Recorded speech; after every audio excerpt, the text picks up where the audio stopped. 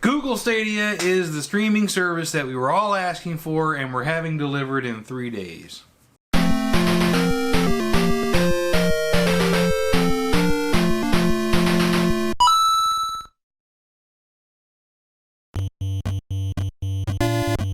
Hey, welcome back. 8-Bit Opa here. Today we're talking about Google Stadia, as obviously I just mentioned in the intro and is in the title of this video. Google Stadia is one of those services that I just don't understand why. I see things come out and I ask myself why. This is one of them. For one, let's think about all the streaming services that we're already paying for. And I'm a big advocate for streaming services. I just think we're a la carting ourselves to death. Netflix, right? Hulu, LOL, ESPN Plus, Disney Plus, which can be bundled together with those last two. PlayStation, Xbox, YouTube Premium, Spotify, all these things, on Amazon Prime, all these things are all vying for our dollar. And most of us, if we have one, two, or multiple of these services, have these services for one or two shows probably. If you can pick more than one, two, three things that you like watching from one of those services, it probably stands out head and shoulders above the rest. But one thing that all these services have in common is that they're all content creators in addition to content providers. And I think that's a key point for wanting to pay for a service like that. Netflix earned its reputation, 10, 15 years ago by being able to rent DVDs, current movies, have a couple out at a time. They send them to you, you watch them, take your time if you want, send them back. 2 days later you have your next two DVDs on there, right? Then when they started their streaming piece of it, you had both the DVDs and the streaming, and it was a pretty good setup. Then they had everything was streaming. Hey, they're moving away from discs, and I thought that was a brilliant move because it's just less shit that they got to keep track of. Well, then Netflix moved, and I'm picking on Netflix here because I think they are the standard in streaming, video streaming services. If you think something else is the standard, great, have at it. But this is what I'm going with. Then Netflix started doing their originals, and movies started pulling out a little bit because a lot of the creators of those movies now want to put more emphasis on creating their own streaming services. Maybe the Disney movies are like, we're going to put this on Disney Plus. That's relatively recent, but you get what I'm trying to say here. Or a lot of the movies now that used to be free on Netflix, you can rent on YouTube for $4 for 48 hours once you start it. And I mean, it's just all a money grab, and I get it. Companies go into business to make money. That's one of the big reasons. That's one of the big drivers for going in business for yourself to begin with, is so you can be responsible for your own income and hours and productivity, etc. PlayStation's got some of its own exclusive titles, things that are only made for PlayStation. Xbox is the same. They're fewer and further between than they used to be, but they're still there. Google, you don't have that. So not only do you not have anything that you bring to the table in terms of content creation, but you're bringing us shitty titles, man. I mean, you guys have seen the list of games that are coming out when the platform launches in 3 days. Looks pretty grim. The games aren't bad, right? And let's take a look. Assassin's Creed, Destiny 2, The Collection, Guilt, Just Dance. Oh, God. People play it. Mortal Kombat 11, Kine, whatever that is, Red Dead Redemption 2, Rise of the Tomb Raider, Samurai Showdown, another Tomb Raider. It's just, I don't know, I just feel like they're scrambling to get titles on the platform and they didn't really put a whole lot of effort, or studios just weren't talking to them. A lot of them are now working on getting things ready for the next generation release next year, but you're telling me that you're going to launch on November 19th. In the year of our Lord. You're going to launch at the end of 2019. You can't get a Fallen Empire on there, or an Outer Worlds, or a Modern Warfare, something that just came out recently, something that's an actual game launch title. You're going to launch this system near the holidays with some bullshit that came out, within the last 5 years, from 1 to 5 years ago. I think it's lazy, and I think it just feeds in, or it goes right along with how Google has approached everything except for maps, email, and data storage. That's it. And if you want to challenge that, go for it. I don't really care. But if you look at all the things that Google has put out, they've either half-assed it, saturated it, or not done well enough at getting the public to get involved with it or to become engaged with it.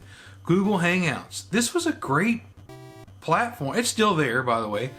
It's basically early Discord if everybody had Gmail accounts, right? That was part of what? Google Plus, which they've taken down because it was a shitty social media that nobody used. And nobody used it not because everybody was just using Facebook. I mean, that might have been a big part of it.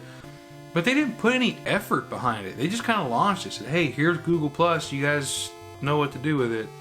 Right? A product's not going to last like that. Okay, so they said, okay, maybe Google Hangouts isn't it. So let's come up, instead of having Google Hangouts, which is an all-in-one solution, let's do Google Voice, Google Messages, and Google Duo. 3 different products when you have that all right there in Hangouts. Google Messages is something you can put on any Android phone that you want. I don't know if you can put it on Apple or not. I've never tried it. So that's just your basic text SMS app. Then you have your Google Voice, which I think is brilliant. I have a Google Voice number that I give out sometimes, and you can turn that on or off, which is a beautiful setup. And then you have Google Duo, and if you're not familiar with that, I don't blame you, because the only way I ever even heard of it was because I worked in wireless for a long time, and that was talked about pretty heavily on one of the phones that launched a couple of years ago. Google Duo is basically their proprietary version of FaceTime. It's a simple, simple one-click video call. Where they get that wrong is that you have to open the app to do it, and then you have to make sure the other person has the app installed. And the reason that doesn't work as well as something like FaceTime is because FaceTime is just integrated. I know I'm kind of digressing here, but my point is that Google they really have a history of taking these great ideas, developing them, launching them, and then just leaving them to rot without doing anything with them. And I feel like Stadia is going to be the same way. I almost bought Stadia. When I first heard about it earlier in the year, I thought, this sounds like a pretty good idea. And then I'm looking, both of the internet service providers in my area have more than adequate internet to be able to bear that kind of monstrous data pipeline coming into the house. So the buy-in was reasonable, $130, right? So I'm thinking, this is probably something I might look into. And they're talking about on launch day they're going to have 30 titles from 21 different developers. I'm thinking, okay, so they're serious about this. Then this shit comes out 5 days ago, and I'm like, man, I'm glad I didn't pay in, because I didn't buy into the Founders Edition. I kind of just forgot, put it on the back burner and forgot about it. I'm so glad I did, because now I don't think there's any way, unless Google gets some exclusive rights to carry something, I don't see it being worth $10, much less $130, because based on what I'm seeing right now, these are games that are good games, some of them very highly acclaimed games, but they're games that you already have. Gamers don't start gaming because somebody got them a Google Stadia. We already have Steam if we're using PCs, or Epic Games. We already have a PS4 or an Xbox One or a Nintendo Switch, or even an older generation of something. We have things to play games on. It's not like, what? I've been sitting here my whole life, never playing video games. Google Stadia is coming out? Fuck yeah, I'm getting that, and that's going to be my entry point. Maybe it wouldn't be a bad entry point, but I don't think it's marketed to those people. It's marketed to existing gamers, and you just don't have anything to stand on yet. If I just bought Fallen Order and Outer Worlds and Modern Warfare and Luigi's Mansion 3 or whatever, I might not be in the market to pay another $60 for Red Dead Redemption 2 again, even though I have it on PlayStation, just to have it on Stadia. It just doesn't seem worth it to me. You got to do better, Google. You got to do better than that. And if you do better on Stadia, you've got to show that you're dedicated to its longevity, because I don't want another Google Hangouts if Stadia is just going to be another product that you're going to make and then forget about. Anyway, what are your thoughts on Google Stadia? Is this something that you think that they're going to put some real effort into? Do you think they're ever going to have any sort of a market share on the video game streaming services? Comment down below on how you think this whole thing is. Anyway, I've talked enough. It's Saturday afternoon. I've watched a little bit of football. I got some more to watch this afternoon.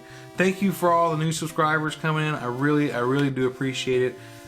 Since Friday when I made my last video, we've gone from 91 to, as of right now, 136 subscribers. So yeah, it's small, but hey, everything starts small. But I appreciate every single one of you. Give me some ideas on some topics, on some things you want to hear me talk about. I do want to do some reactions. With Fallen Order having just come out, I've stayed away from the trailer. I want to do a reaction of the Fallen Order. And then somebody had requested that I go backward and do some Old Republic, Star Wars The Old Republic reactions. And while I have seen those, it's been 8-9 years, so I don't remember them. Thanks for coming along, as always, and until next time, we'll see you later.